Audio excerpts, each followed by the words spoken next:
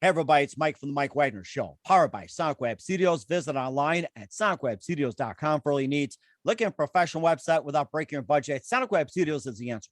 Sonic Web Studios offers fast, affordable custom web designs at below the competition rate. Call today, 1-800-303-3960. That's 1-800-303-3960. Or email to support@sonicwebstudios.com. Mention the Mike Wagner Show, get 20% off your first project. Sonic Web Studios, take your image to the next level.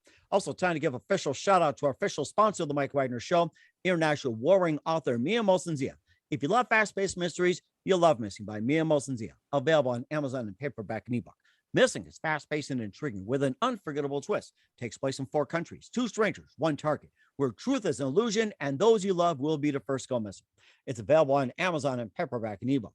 Missing by Mia Mosensia has garnered great reviews and even loved and endorsed by Howard celebrities, including Joanna Cassidy, Forrest Riley, and many others. So grab your copy today before it goes missing by Mia Mosensia, available on Amazon.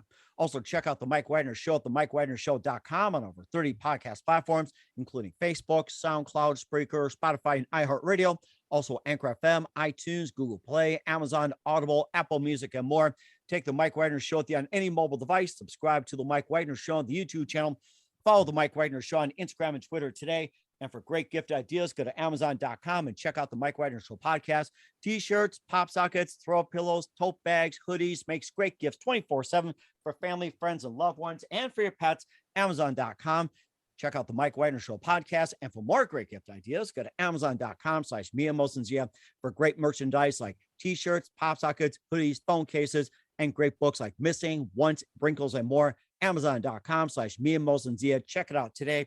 Also support the Mike Wagner Show on Anchor FM, PayPal, themikewagnershow.com, and you can buy me a coffee at buymeacoffee.com at the Mike Wagner Show. Make sure you donate today, and I do love coffee. I'll be happy to have one with you.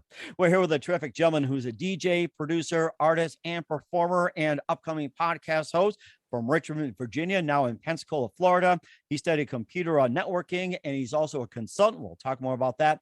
He's got some music out there on Spotify. He's got some hits out there. He's got some EPs called Collapse Reality 2, I Am Who I Say I Am, also Dubshine, The Density, and more. And he also got a new release album called Up to Us, which also features You're the One, A Better Place, 24 Hours Together, title track, and more. I mean, just an amazing guy. You go to his SoundCloud and everything. Check it out. You'll love his music. Live, ladies and gentlemen, from the Plus Studios in beautiful downtown Pensacola, Florida, the amazing, multi-talented DJ, producer, artist, and performer, the multi-talented Dubshine, best or better known as Scott Williamson. Scott, good morning, good afternoon, good evening. Thanks for joining us today. Hey, thank you so much for having me. I'm so honored to be on your podcast, Mike.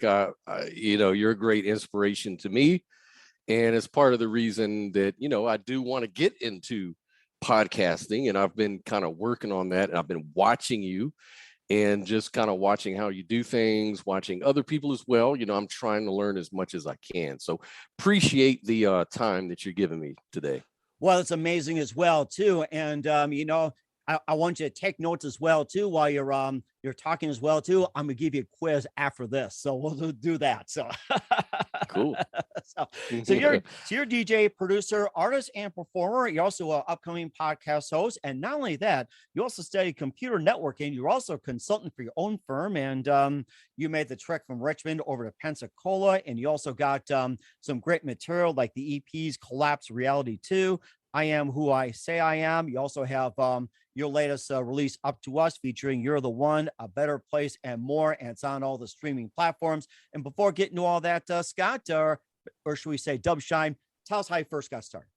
Oh, wow. So when I was a kid, really young kid, say around 11, 12 years old, that's when the music really started to be kind of an interest. Before that, it was science fiction movies. Like, I was a big Star Wars fan, aliens, anything outer space, anything out of this world. I was really into that stuff. Always into technology. My dad was a computer programmer, showed me a lot of cool stuff where he worked at. So I was just fascinated with technology, the future. And so when I started listening to music, the kind of music that really sort of resonated with me was this new 80s new wave music, this new wave sound, the synthy, futuristic.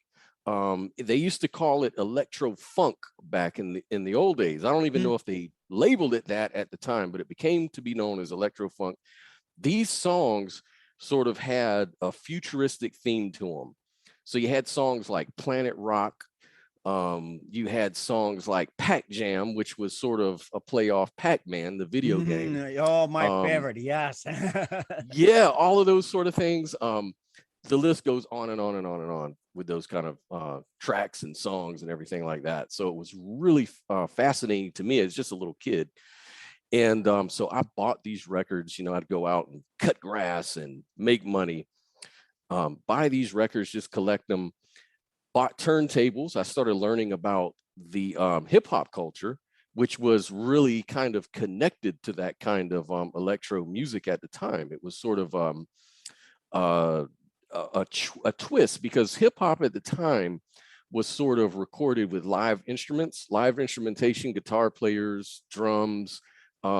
Maybe they would use like old breaks from disco songs or funk songs like James Brown, things like that. I remember that. Yes. Yeah. And then around 1982, 83, they started introducing this more Kraftwerk sound, thanks to people like producers like Arthur Baker, John Roby, Africa Bambaataa, Man Parrish, people like this that were really into electronics. And they started to kind of, mix that sound together. And when I heard these records, Mike, it really resonated with me just as a kid. So again, I collected them. I became a DJ. I started playing this kind of music. As you probably know, this music evolved throughout the 80s. The 80s was a very time of change. Like, you had so many different genres coming up. Punk rock started getting popular. New wave music like Duran Duran, all of these sort of groups. Hip hop was going through so many different changes. And I was right there. I was DJing at my high schools, DJing at block parties in Richmond, Virginia, when I was living in Pensacola. I used to live in Pensacola before, moved to Richmond when I was in high school, started DJing, block parties, military bases, clubs. I went to adult clubs as a teenager, DJing. Oh my gosh. Yeah. So I was just in the scene in Richmond, all over the place. And and so I was just collecting records, getting familiar with the music, just started just immersing myself into that music. I loved it. So I decided, you know what? I want to create this kind of music. I want to make this kind of music. My brother and sister are performers. They're singers. My brother sang with Atlanta Rhythm Section. Oh my goodness. Like that's one of my faves. So Into You. That's one of my favorite groups. Yeah. Southern rock. I love those days. Wow. You're drawing a flashback for me. This is great. Yeah. So we were worlds apart as far as musical taste, obviously, but I loved it. I loved Southern rock. I loved soul music, jazz, everything that my brother loved. I just loved, though, electronic music. And I just wanted to take that, seeing my brother perform, seeing him, do his thing. I got inspiration from that, and I wanted to direct it into my musical interests. And I did. I started producing records, producing songs in Richmond, Virginia, putting stuff out. And it's just been from there. It's just been that little kid in me, that little child in me can never go away. I just have to create more music. I'm still in tune with the latest electronic music. It's just a love that never dies. So it sounds like it too. Now, your next assignment is mix Kraftwerk with Leonard Skinner. That's your next project. Yeah. Oh my gosh. That'd be awesome. As soon as you mentioned Kraftwerk, a lot of these things came up. Audubon was one of my favorites. And I listened to it. It's like, oh my God, it's like you're about hopping a Volkswagen and getting on the Autobahn and see how fast you can go with that bugger, or, whatever you drive. And that was our big thing. But then when it comes to, all the hip hop and everything else, some of the earlier days, who are some of your other favorite hip hop artists growing up, even from like the old school?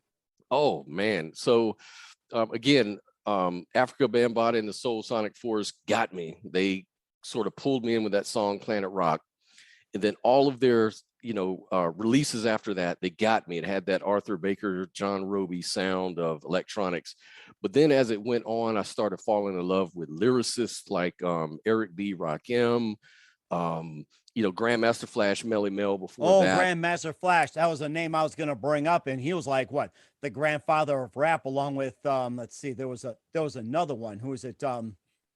Grandmaster Flash, and there was Sugar Hill Gang. Sugar That was Hill, a Curtis Blow. Oh my Curtis God, he's Blow. my favorite. Yes, and then Run DMC really just hit through the roof. And they say you talk too much, you better shut up. Yeah. which I don't shut up. I know you don't, but Nope, can't do it. no. Sorry, guys, that doesn't apply. But of course, with some of the other hip hop and of course Southern rock, yeah, Leonard Skinner and everything else. What were some other genres that you really got into, and especially some of the artists? Yeah, so I got into just about everything. Anything that Teddy Riley would produce. I used to love his records. They did really well at the clubs. I was DJing at these military clubs, people from all over. I started getting into, I was really keyed into the production, really heavily. Like I pay attention to people who are producing these records. Like I said, Teddy Riley. You could look at people like, and then house music came out. House music. So I started listening to, Todd Terry. So many artists, Masters at Work. Producers like Man Parrish were active, throughout the 80s. So many producers and people that really keyed it in. So I was in the R&B. Anything sort of upbeat dance floor related was my thing. I just loved to dance. In the 80s, I was one of these kids that were out there breakdancing and Oh yeah, I remember that. It's like you had a big thing. You had to move like this. You get down, you spin or something, just like that movie Breakdance. I remember that so well. Yeah, absolutely. So I was just immersed in the culture, and being a DJ, I was involved so heavily. So I just couldn't get enough of it. Any record that would come out, back then, the funny thing is, back then, a lot of this underground sound, whether it's underground hip hop, dance music, you wouldn't hear this stuff on the radio or the internet like you do now. So there was no real way to listen to it. So I would waste a lot of money at the record stores just buying records.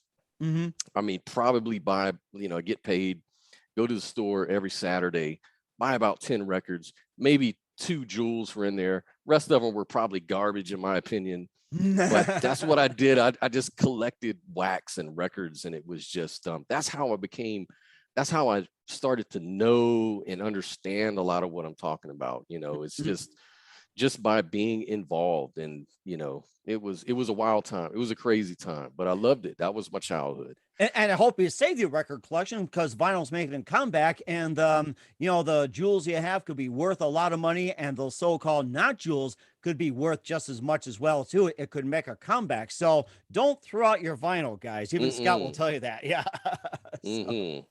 Those are jewels, absolutely. And you mentioned Kraftwerk. They came from Germany. Mm-hmm. Shortly after, I did a few things in Richmond, musically. Worked with different rap groups, I worked with a house music producer, Tony Fernandez, who was affiliated with 95 North, which was a huge underground house music artist themselves in their own right. They had tons of hits. After that, I went to Germany. I actually lived in Germany. My job takes me there. Like I said, I'm an IT contractor. I had a little consulting firm. And I went to Germany. I worked with NATO headquarters in Belgium for a German company. But while I was there, I met some really super producers, a fella named Kai Portolano, who was a guitar player. He knew my brother. And we actually started a group. My brother actually lived in Germany at the time. Wow. That's what brought me there, because I had family there. And my brother was touring with a different group called Sunnyland Blues Band. Okay. And he had just got done working with them, and he was looking for a fresh new project. And we hung out. He hadn't seen his little brother in so long. And he was like, yeah, man, let's hang out. Let's do stuff. And we hung out, we talked, and we caught up. And he knew I was into the rap music, and I was a rapper myself. I was doing everything, and he was like, "Hey man, you're pretty good. We ought to get together. I could sing, you can rap, and we can get Kai, who's an excellent guitar player, and we could do sort of this kid rock type stuff, this kind of like Southern rock with rap. How do you think about that?" I was all for it.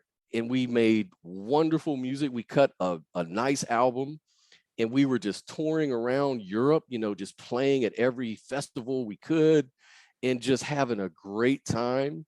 We worked with different record labels. I worked with record labels, XYZ, or ZYX, I'm sorry, over in Germany, which was like a dance music label. And I produced some rappers there, toured with them, like did a few shows at some festivals. So I had a lot of experience doing that, and just a blast, man, just a blast. And it sounds like it too. Among the countries that you toured and played, besides your native German at the time, what was your favorite country or favorite place to play? Italy.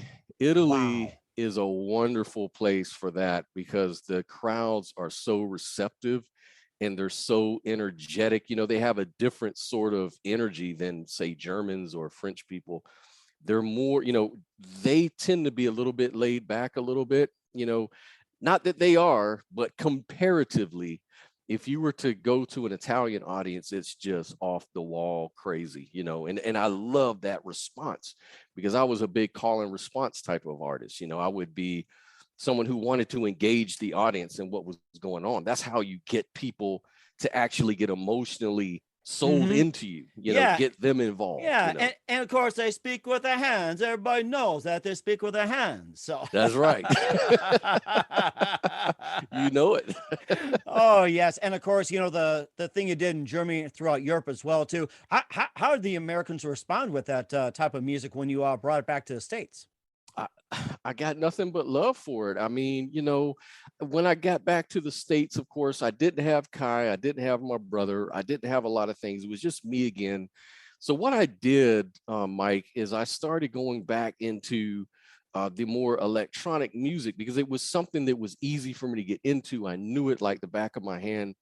And I knew it was easy for me to be self-sufficient. I wasn't relying on a big studio and musicians and drummers and so many people that I had to pay and come in and produce them and come in and kind of direct the whole thing.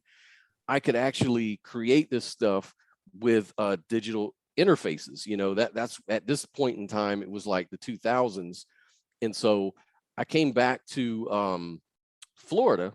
I was living in Destin, Florida, which wasn't too far from Pensacola, where I was, where I was raised, and started doing music there. And I got in touch with Curtis Urbina. He's another veteran of classic house. He had a legendary Cork Records, and he signed me to his label. Nice. We started producing music and just putting out albums and putting out really, really fun, really successful stuff. We were selling units back when people used to actually download the music. Remember that? I remember downloading the little MP3s and everything else you carried with you. Then you went to the iPod, and I got the iPad, and my kids were bugging me. Can you buy me an MP3 player? It's like, it was when it first came out, it was $100 and went to 50, 10, and then you get a dollar store for like $3-5. And then all of a sudden they moved up to like an iPod, which you start for 100. They went down to 50, 10, 5, get a dollar store. Now it's just like, you can just about streamline. You don't have to buy at a store. You can buy online. So it's amazing how technology changes. Unbelievable. Oh, it was. And it was really changing at a fast rate, because in the 2000s, it was downloads and MP3s, like you say. But then as we started getting into the next decade, we start looking at streaming. YouTube started becoming popular. And then finally Spotify came out, and platforms like that, and iTunes. And people started to not have to buy their music. They could actually just stream their own playlist, which is the new way to actually get your music going. So me and Curtis, we had to kind of revamp and think about our direction, which would be shorter song length, because when kids play a song, they're only interested in like 2-3 minutes. So with the dance music, as you may know, these songs could be like 7 to 10 minutes long, and that was normal because the DJs, they'd want to mix these things, they'd want to play with them. They're kind of like little sound banks, in themselves, and so they can play with it. But when you're talking about streaming, you're talking about kids and even adults. They just have a short attention span, And it's also gotten shorter and shorter as well, too. It's like I did some DJing myself, too. It's just like, a little bit of house, a little bit of this, and a little bit of that. And of course, it takes that 7-10 minutes. You have a break. You can get a drink, have a smoke, interact with the fans, or some girl will hit upon you or something. And then, like 10 minutes, like, oh, crap, put another song on and, circle your way through, or you can just walk off and dance yourself. But yeah, you're right, though. I've talked about this a lot, and these people I talk to, it's like the attention span has gotten shorter and shorter. Now, artists put out songs about 2 minutes long at the most, 90 seconds. They come out 1 minute songs, even 30-second songs. Nowadays, if you don't hook the kids within like 3 to 5 seconds at the most, you've lost them. That's right. That's right. And let me say, when I was in Germany, I got married. I met, my wife, and we had a child in Germany. That's part of what brought us over to the States, was for opportunities and things like that. But at that point in time, when I was living in Destin, my wife and we started a company for, I was an IT guy. Again, I was sort of providing the Wi-Fi for the hotels and motels throughout the panhandle of Florida, all the way from Destin to Tallahassee. And so I was doing that. But then, if you remember, there was a big tumultuous event called the BP oil spill back in 2010. I remember that. Yeah, that was around New Orleans, and killing off the wildlife, the fish and everything. I think all the birds just migrated north, even pelicans, just fled from there, and they fled north where I'm at. And just a couple miles from my studio, I see pelicans up by a lake, and good thing they don't crap on my yard, I'll tell you that. Yeah. So they're very lovely birds. So it's like, thank God they don't crap like geese where I used to live. But yeah. Yeah, and the tar balls and all that used to wash up on the beach, and it was just terrible for hotels and motels. So the company that I was working for at the time doing the Wi-Fi, they wanted to relocate me to Atlanta, Georgia. I didn't want to do it. I was actually making more money on the weekend doing the maintenance stuff for the hotels at that point in time. Wow. But the problem was, eventually all those hotels and motels affected that business. And so my business went out.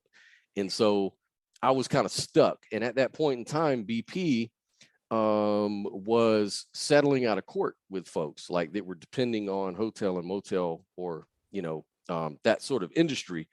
And so we got paid out. I think we got paid something like almost $100,000 wow. from them, and then we took that money and we moved to California, to Southern California, Los Angeles, paid our rent up for a year. I would just contract, my Wi-Fi, my Wi-Fi and technology stuff. And I did all of this kind of, I put the trains in the Amtrak train from the Union Station in LA all the way to San Diego. There's this train called the Surfliner train cars. The reason they have Wi-Fi is because they hired me to actually put that stuff into their train cars. So the fact that they have Wi-Fi today is actually thanks to me contracting with them to do that. So that was like a big plus, for me. So that brought me there and got me a lot of opportunities. But the music was even on stronger at that point. I was DJing, going to clubs in LA, in Orange County, DJing at these different places, still putting out music with Curtis. And we were just really having a ball on that end of it. And it just kind of went from there, Oh my gosh, that's amazing. I can imagine you playing some house music. And welcome to Amtrak. Relax with our music. You can enjoy our Wi-Fi and, just stream load. You can listen, you can take pictures and everything. And, speaking of all that, we'll talk about your music as well, too. But first of all, you listen to The Mike Wagner Show at themikewagnershow.com, powered by Sonic Web Studios. Visit online at sonicwebstudios.com for all your needs. Looking at a professional website without breaking your budget? Sonic Web Studios is the answer. Sonic Web Studios offers fast, affordable affordable custom web designs that blow the competition away. Call today, 1-800-303-3960. That's 1-800-303-3960, or email to support@sonicwebstudios.com. Mention the Mike Wagner Show, get 20% off your first project. Sonic Web Studios, take your image to the next level. Also, time to give official shout out to our official sponsor of the Mike Wagner Show, international war-ring author Mia Molson-Zia. If you love fast-paced mysteries, you love Missing by Mia Molson-Zia. Available on Amazon in paperback and ebook. Missing is fast-paced and intriguing with an unforgettable twist. Takes place in 4 countries, 2 strangers, 1 target, where truth is an illusion and those you love will be the first go missing. It's available on Amazon in paperback and ebook. Missing by Mia Molson-Zia has garnered great reviews and love and endorsed by Howard celebrities, including Joanna Cassidy, Forrest Riley, and many others. So grab your copy today before it goes missing by Mia Molson-Zia, available on Amazon. Also, check out the Mike Wagner Show at themikewagnershow.com or 30 podcast platforms. Take us with you on any mobile device. Subscribe to the Mike Wagner Show on the YouTube channel. Follow us on Instagram and Twitter today. And for great gift ideas, go to Amazon.com and check out the Mike Wagner Show podcast for all kinds of goodies. And for more great gift ideas, go to Amazon.com/Mia Molson-Zia for great books, merchandise, and more. Amazon.com/Mia Molson-Zia. Check it out today. I'll support the Mike Wagner Show on Anchor FM, PayPal, themikewagnershow.com. And you can buy me a coffee at buymeacoffee.com, at themikewagnershow.com, and your taste buds will love you. We're here with a terrific gentleman who's the multi-talented DJ, producer, artist, and performer, and also studied computer networking and runs a consulting firm.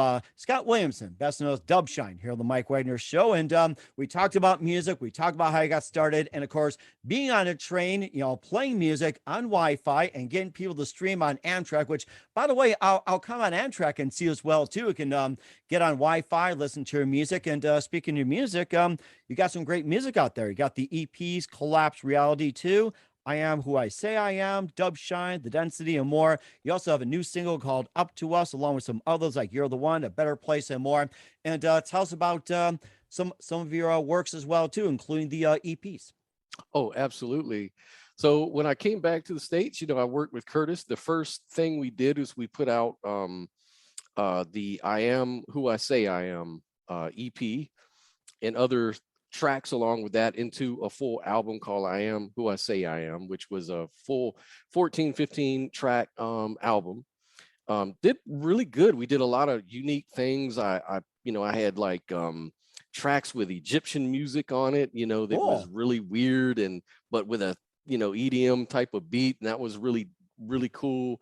I discovered a new sort of sound that was sort of deep and laid back, kind of dark and raw and minimalistic, and it seemed to work. It seemed people were really into that sort of sound, and as things went on, the music industry went that way. It seemed like all of the songs started becoming more raw, minimal, and deep, jazzy, very sparse chords here and there, heavy bass lines, sort of hypnotic. And I just kept on with that sort of direction. And so, I started releasing those things with Curtis, also doing remix projects with other labels as well, labels down in Miami. I met some artists through that who still work with me till this day. Nice on stuff. But they would pay me to do remix work. I have a partner in Richmond, Virginia, who I used to do work with back in the 80s and 90s. We're still tight. We call ourselves Electrosonics. So that's another moniker that we do. And we released music on our own label. We did remix work with Curtis label, The Quark. We did remix work for the labels in Miami and different record labels in Europe called Ice Media. So we did a few things together, and Dubshine did his thing. Electrosonics did its thing. The sounds are kind of similar, but Electrosonics is more EDM, faster, harder, really hard driving. Dubshine, I would say, is maybe a little more laid back, jazzy, progressive. It's sort of like that, and so when me and Curtis, we're not really releasing that much music anymore. I think the last thing we did was about 2 years ago. We were just releasing EPs just every month, sending them to the DJ record pools, getting play. Nothing was really catching on, to be honest with you, with that. So we kind of sort of just fizzled on that one. But I said, I need some more inspiration. I need something that can really inspire me. So what I did is I went and bought myself a new studio. I just revamped everything. I'm like, I'm stepping away from the computer, and I'm just going to buy this old hardware, like back in the 80s and 90s, like the drum machines, the keyboards, the 8-track mixer, the whole 9 yards, 12-track mixer is what I have. And I said, you know what, this is going to inspire me to make different sounds and different stuff. So got that stuff together, and I said, I'm just going to put this stuff out on my own. And so I did the Collapse Reality. I'm now putting out a new album that's coming out next week called The Underground. And it's really, it took a lot of time to put that thing together. This album is all hardware, all my new hardware. This is the thing that fascinates me, Mike, is that what used to fascinate me as a kid is when you could do the MIDI. You could sync all your equipment together, push a button, and your arrangements, you could just arrange it on the fly. It was just so cool. No one take was alike. You could just get into the feel of it. All your instruments are sort of playing like a little orchestra. And here you are, a one-man band, just mixing things together. You're dropping in and out on your mixing board, blah, blah, blah. Changing your pattern, your drum patterns up. Doing really creative stuff on the fly, filter effects, all these sort of things, gives it a more live feel, like a more moving, what's the word? Sort of a dynamic feel. It's not so loopy and repetitive. You're always doing something because you're just there having fun. And so it's building and building and building, I think you know what you're talking about. I'm sure the word will come up later as well too. And I also thought about this one, so going to flashback, that you also have the Moog synthesizer and Mellotrons. It's like you're programming a few things, just go on and on and on. So it's just like, I wouldn't mind making a comeback, the Mellotron. So yeah, absolutely. All those analog sort of synth sounds, those synth engines are really cool. I mean, they really give you a thick sound, and like I said, it's dynamic, so you're constantly building and you're constantly doing little things here and there to give it that you don't really do in a DAW necessarily. Those things are kind of, you're just polishing things up after, and it's sort of boring, to be quite honest. And I think with my music, it just became a little stale, in my opinion. Like I started thinking, this is so kind of repetitive. It's sort of, it's not really, something's missing. And what was missing was the inspiration, just the cold inspiration. That's really what it was, the raw inspiration. And so, yeah, I've stepped it up. I've started putting out the Collapse 2 EPs, the album Collapse 2, the album.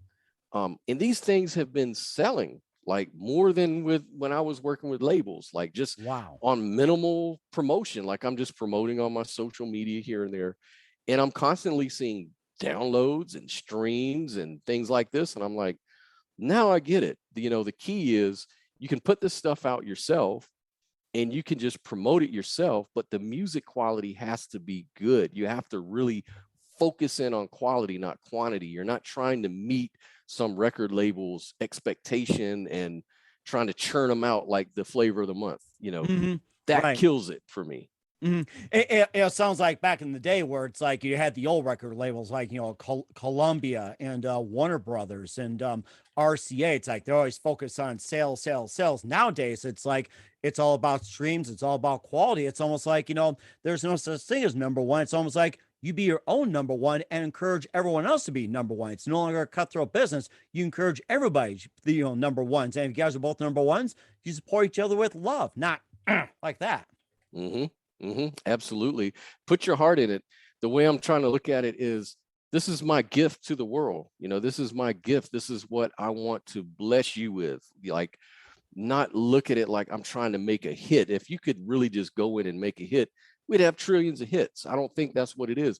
I think what I want to do is just focus on making good music, and the hits will come. If they're going to come, they're going to come. But the great thing for me, the attitude that I have, is just be passionate regardless. If it's just to put your music out and make it in your bedroom or make it in your studio and put it out. As long as you're having fun and it's giving you an outlet and it's something you love doing, that's all that's really important at the end of the day for me. You know, And certainly as well too. And you also have a brand new release called Up to Us. We'll talk about that in just a minute. You listen to the Mike Wagner Show at the MikeWagnerShow.com, powered by SonicWeb Studios. Visit online at SonicWebStudios.com for all needs. Also brought to you by official sponsor of the Mike Wagner Show, international award-winning author Mia Molson's The Missing, available on Amazon and paperback and ebook. We'll be back with the multi-talented DJ, producer, artist, and performer Scott Williamson after this time out. We're back with the amazing multi-talented Scott Williamson here on the Mike Wagner Show, best known as Dubshine, DJ, producer, artist, and performer. You also have a brand new album along with the title track Up to Us, which is out right now. And tell us more about that and what inspired you to make it. Oh, wonderful. So Curtis Urbina, with Quark Records, he knew Mike Greenlee, who is a great songwriter. He's won Grammys in the past, and I didn't know him personally. I could read about him on Wikipedia. I knew who he was, but I had no idea what it meant when Curtis says, "Yeah, I could get you in touch with Mike Greenlee." He actually came to me and I played him some of your stuff. He's looking to make another Grammy. He wants to win a Grammy. That's his whole thing. But he needs a producer to work with, somebody. So I said, "Look, I've got my guy Dubshine over in LA, and he's looking for a project. He's always looking to do stuff. Maybe you guys can talk." And so we got on the phone, we talked, we decided we were going to work together. And I just sent him tracks, stuff that I'd been working on that I hadn't released yet. Because I'm always making music daily anyway. So I sent him everything I had. And before you know it, he's writing these wonderful songs, really positive, sort of social conscious songs, as well as sort of love type songs. It is whatever's positive is going to come out of Mike. And I was all for it. I was like, yeah, this is really cool. I can really resonate with that idea. We finally found Deborah Magone, who's a wonderful singer, performer, just a great voice, to add to that project. We had Audrey Martels, who was also a co-writer with a lot of these songs, another great, fascinating Grammy Award winning writer as well. So she contributed to the project. So the three of us, or the four of us, we all just contributed to this package, and we were like, we're going to do it. And so, Mike, we finally got it, released through a record label, not a really huge record label to speak of, just an outlet so that we could be on the Grammy ballot. We just had to have it commercially released. And it did pretty good. I mean, it didn't really win a Grammy at the time, but we did, put it there, got nominated to be on the ballot. And I'm proud of the work. Like I said, it's a very positive record. A lot of people like it. It sells. A lot of people stream it. A lot of people have even downloaded the record. So yeah. And so that's how that came about. And that's what's going on with that. And it's Up to Us is one of the name of the singles, one of the name of the album. Please go out and check it out. If you like positive music with a nice upbeat dance flavor, by all means, check it out. We certainly will do so. And where else can we find your other works at besides Up to Us? So any of your favorite musical outlets like iTunes, Amazon, what have you, all my music is distributed all over the place. Spotify, you can follow me on Spotify. Just look for Dubshine. You can maybe plug in the name of one of the records and you can find me. The thing about the music industry, it's so saturated. There's so many people with songs that sound that have the same titles, artists that have the same titles. To really find me among the people out there, you could just search like Dubshine and then a name of the song like The Underground or Collapse to Reality. Anything like that, Collapse Reality 2. All of you, just, you can find me. I'm there. I've got tons of music.